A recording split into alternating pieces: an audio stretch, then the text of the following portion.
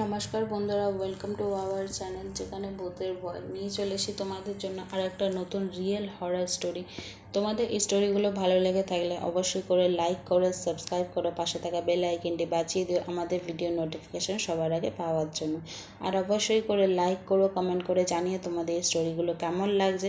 আর নিজের বন্ধুদের মাঝখানেও প্লিজ অনেক অনেক করে শেয়ার করো। তোমাদের কাছেও যদি এমনি কোনো নতুন রিয়েল হরর স্টোরি হয়ে থাকে তো অবশ্যই আমাদের সাথে যোগাযোগ করতে পারো। ইনস্টাগ্রামের লিঙ্ক নিচে ডিসক্রিপশনে দেওয়া আছে, সেখানে এসে আমাদের সাথে কথা বলে নিজের স্টোরি জানাতে পারো। তাহলে চলো আজকের গল্প শুরু করা যাক। স্কুলে 4 বন্ধু মিলে ক্যাম্পিং করার জন্য পাহাড়ে গিয়েছিল। তারা অনেক সকালে বেরিয়েছিল। তাদের পাহাড়ে উঠতে উঠতে রাত হয়ে গিয়েছিল, তাই নদীর পাশে কিছু কাঠ জ্বালিয়ে গল্প করছিল। তাদের মধ্যে একজন ওদের গল্প বলছিল। তাদের মধ্যে একজন উঠে চিৎকার করে উঠে বলল, আমি তোকে বললাম না আর কোনো ভূতের কথা না, কিন্তু তোরা তো আমার কথা শুনবিই না। আরে ভাই, রেগে যাচ্ছিস কেন? গল্পই তো বলছে, তুই এত ভয় পাচ্ছিস কেন? ঠিক আছে, তুই আমার পাশে এসে বস, তোর আর ভয় করবে না। তোদের এইসব হাস্যকর লাগে না? তোদের সাথে যখন এমনি কিছু হবে তখনই তোরা বুঝবি, তখনই তোরা বিশ্বাস করবি। মানে কি বলতে চাইছিস তুই? তোদের গল্প শোনার ইচ্ছা আছে না? দাঁড়া, আমি একটা গল্প বলছি, তোরা ভালো করে শোন, তাহলেই বিশ্বাস করবি এসব। বিশাল নামে এক ছেলে ছিল। তার ভূতের বিষয়ে জানার খুবই শখ ছিল, তাই সে সবসময় ভূত চুড়েলের গল্পের বই পড়ত। বিশাল জানতে চাইছিল ভূত সত্যিকারেরই কি হয়, নাকি এসব শুধু মনেরই ভুল। মানুষ শুধু ভয়ঙ্কর একটা আবহাওয়া বানানোর জন্যই শুধু বলে চুড়েল আছে। বিশাল এইসব ভাবতেই থাকতো, তাই সে জানার জন্য একটা উপায় বের করলো। নিজের বন্ধুকে ফোন করে বলল, আজকে রাত্রেবেলা তুই আর আমরা দুজনেই এই পাশেরই শ্মশানঘাটে যাব, আর পুরো রাত জেগেই জানার চেষ্টা করব ভূত বা চুড়েল হয় কি না।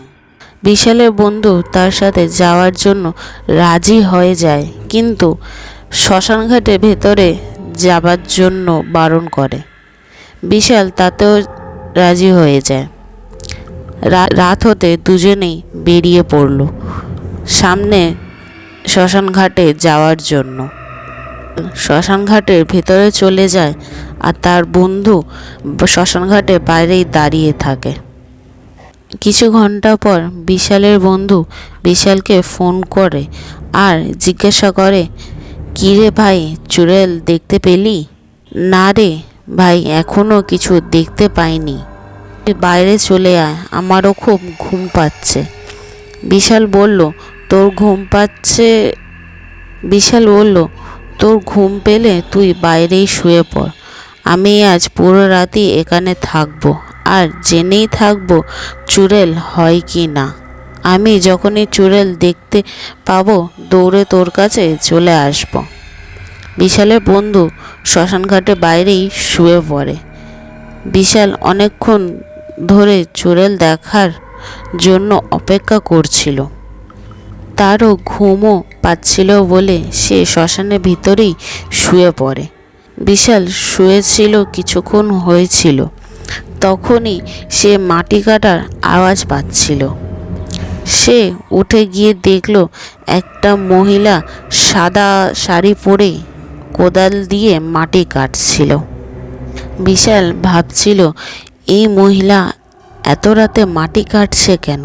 কিছুক্ষণ পরে সে গর্ত থেকে একটা মৃতদেহ বের করলো আর জঙ্গলি পশুদের মতো মৃতদেহটা ছিঁড়ে ছিঁড়ে কেটে কেটে খেতে লাগছিল।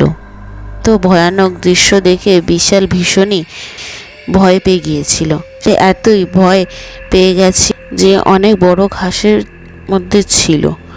বিশাল চুপচাপ করে ঘাসের মধ্যে লুকিয়েছিল আর হনুমান চালিসা পড়ে যাচ্ছিল আর ভগবানকে বলছিল, এবারের মতো বাঁচিয়ে নাও, আর কোনো দিনও শ্মশানঘাটের সামনেও আসবো না।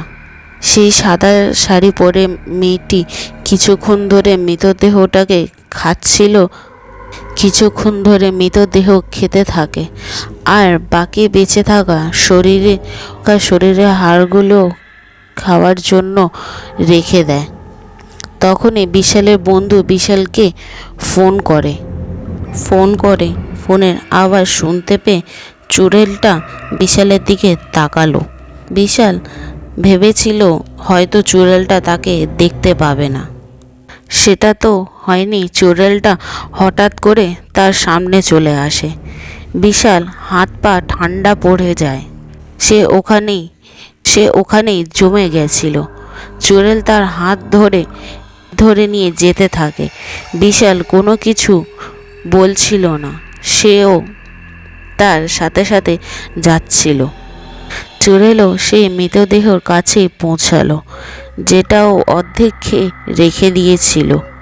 সে অর্ধেক খাওয়া মৃতদেহকে বাইরে ফেলে দেয় আর সেখানে বিশালকে রেখে দেয়। তখনই বিশালের ফোন বেজে ওঠে। ফোনের আওয়াজ শুনে বিশাল জ্ঞান ফেরে আর চিৎকার করতে করতে সেখান থেকে পালিয়ে যায়। বিশাল যেখানেই পালাচ্ছে, চুড়েল ঠিক তার সামনে এসেই দাঁড়িয়ে পড়ছে। হয়তো এবারে বিশালে নিজে মৃত্যুর সামনে দেখতে পাচ্ছে। বিশাল নিজের বন্ধুকে ডাকতে ডাকতে তার দিকে দৌড়াতে যাচ্ছিল। তখনই বিশালের বন্ধু চিৎকারের আওয়াজ শুনে শ্মশানঘাটের ভিতরে চলে যায় আর দেখে বিশাল পাগলদের মতো এদিক ওদিক করে দৌড়াচ্ছে। সে বিশালকে একটা জোরে থাপ্পড় মেরে জিজ্ঞাসা করলো, চিৎকার করছিস কেন আর দৌড়াচ্ছিসই বা কেন? আমি তো এখানেই দাঁড়িয়ে আছি। তো এখানে সত্যিকারেরই চুড়েল আছে। এই শুনে তারা দুজনেই হাত ধরে শ্মশান ঘাট থেকে দৌড়াতে দৌড়াতে বেরিয়ে যায় আর সোজা নিজের বাড়ি চলে যায়।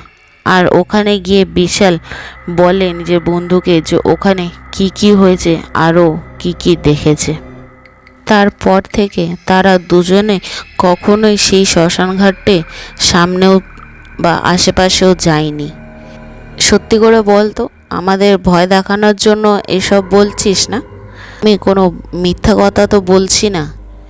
এই ঘটনাটা সত্যি, কারণ যে বিশালের বন্ধু ছিল সে অন্য কেউ না, আমি।